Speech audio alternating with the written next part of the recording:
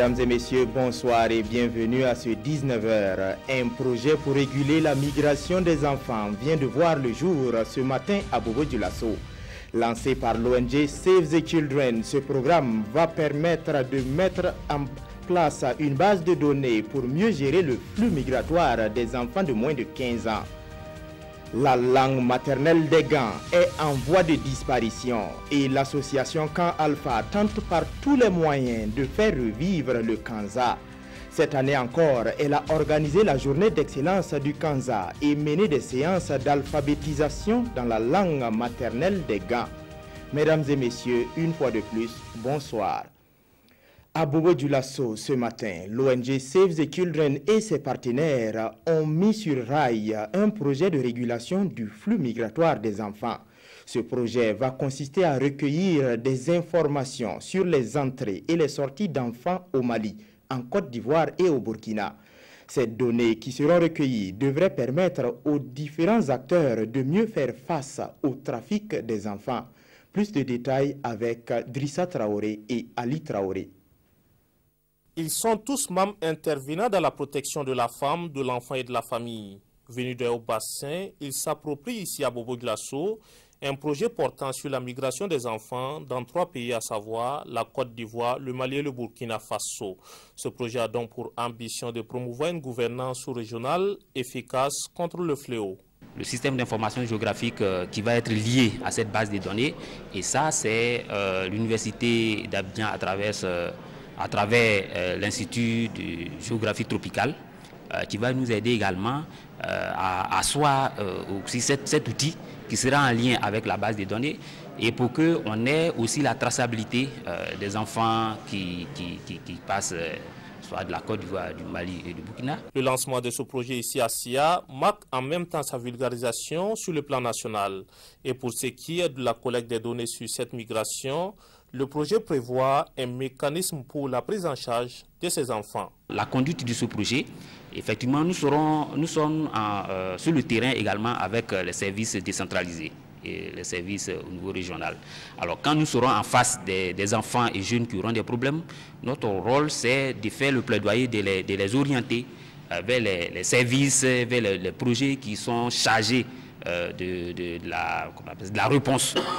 Donc nous faisons ce plaidoyer-là, nous les orientons vers ces services-là pour leur prise en charge adéquate. Ce projet portant sur la migration des enfants est porté par l'ONG Save the Children avec ses partenaires. Restons à Bobo-Dioulasso où la Chambre de commerce et d'industrie, section des Hauts-Bassins, a organisé une formation au profit des organisations et associations d'entreprises. Il a été question de rappel des statuts et règlements ainsi que des textes qui régissent le fonctionnement des différents domaines d'activité. Des détails avec Martin Zerbo et Momoni Baro. Ils sont des responsables d'associations et groupements des organisations d'entreprises.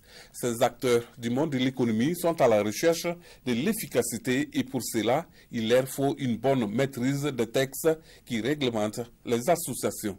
Au sortir donc de cette formation, ces responsables d'associations et de groupements devraient être dotés de rudiments nécessaires pour l'animation quotidienne de leur structure.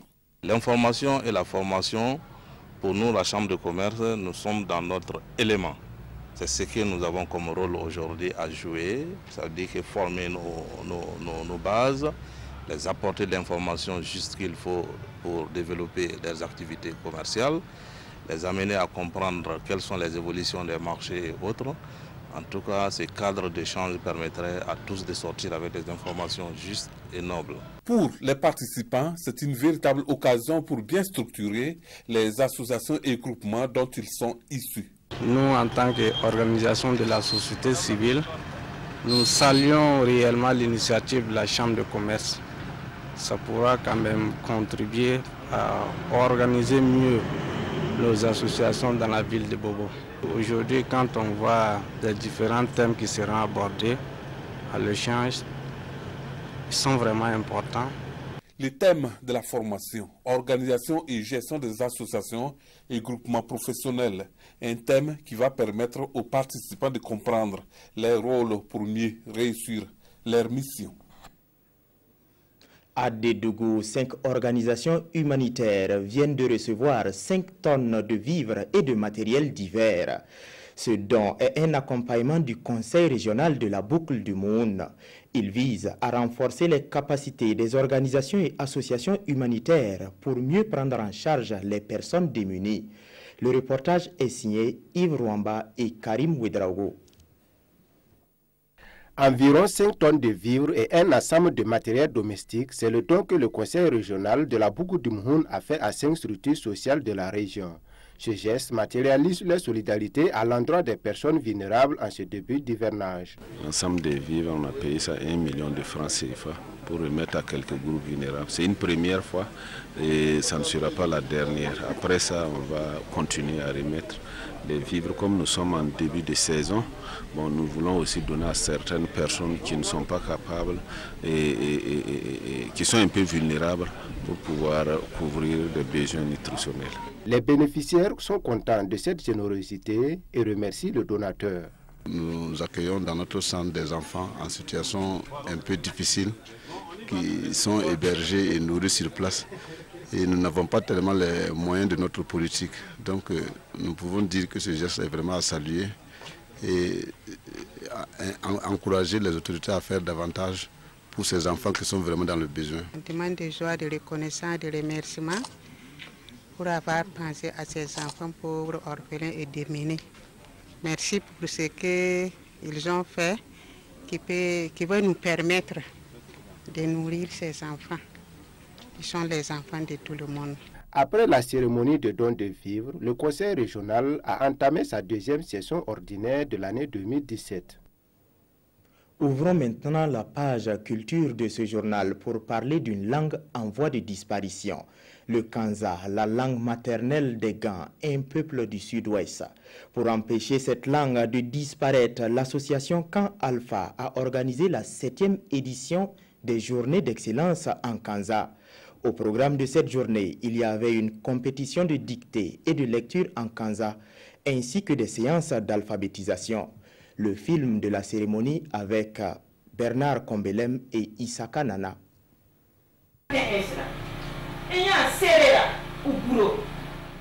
Le Kansa, langue parlée par le peuple Gan à Obiré, localité située à une 50aine de kilomètres de Gawa. Comme de nombreuses langues africaines, ce dialecte est menacé de disparition. À travers ces journées dites d'excellence, l'association Kan Alpha entend donc tirer la sonnette d'alarme. Nos frères qui sont dans les villes, beaucoup ont des femmes, ils ont des enfants. Mais au lieu de parler leur langue maternelle, ils préfèrent parler. Bien vrai, le français, c'est une langue que nous parlons pour pouvoir avoir quelque chose. Mais nous pensons que la langue maternelle, c'est une langue qu'il faut la conserver et que pour que nos fils et nos filles que nous naissons, qu'ils puissent apprendre la langue maternelle. Promouvoir et pérenniser le Kansa à Obiré et en dehors de la localité, c'est donc l'objectif de ces journées d'excellence. 7e du genre, cette édition réunit une 50aine de candidats répartis en 2 niveaux. Des candidats qui ont mesuré leurs connaissances en lecture, dictée, grammaire, culture générale et joute oratoire en langue Kansa. La langue française et la langue Kansa, c'est pas la même chose. Tu peux lire en langue française, mais en langue Kansa, tu ne peux pas. Donc j'ai pris le courage, un peu seulement. 2 années après, je vois que ça va. Je suis très fier de ça. Je suis très content de la langue Kansa. Et pour la survie de la langue du peuple Gan, l'association Kan Alpha ambitionne étendre ses activités de promotion au-delà des frontières du Burkina. Elle entreprend d'ores et déjà la traduction en Kansa de nombreux documents et livres saints. Des campagnes d'alphabétisation dans les écoles de la localité sont également au programme d'activité de l'association. Et pendant que l'association Kan Alpha tente de sauver le Kanza, les tout petits du centre d'éducation et d'éveil Sainte-Ursule de Bobo-Dioulasso étaient en fête à la Maison de la Culture. Ils sont allés faire parler leur talent de poésie, de playback et de ballet. Cette activité vient clôturer l'année des tout petits et marque du même coup le 25e anniversaire de l'arrivée des sœurs Ursule au Burkina. Plus de détails avec Maneka Hien et Kadou Romen Ki.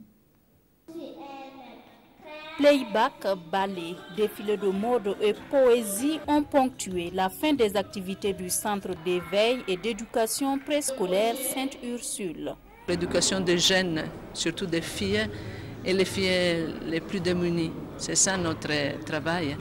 Mais l'éducation commence des petits, parce qu'un enfant éduqué donne de l'espérance pour avoir des jeunes qui seront bien éduqués et des adultes qui deviennent responsables à leur tour. Un centre qui œuvre à l'éducation de la petite enfance.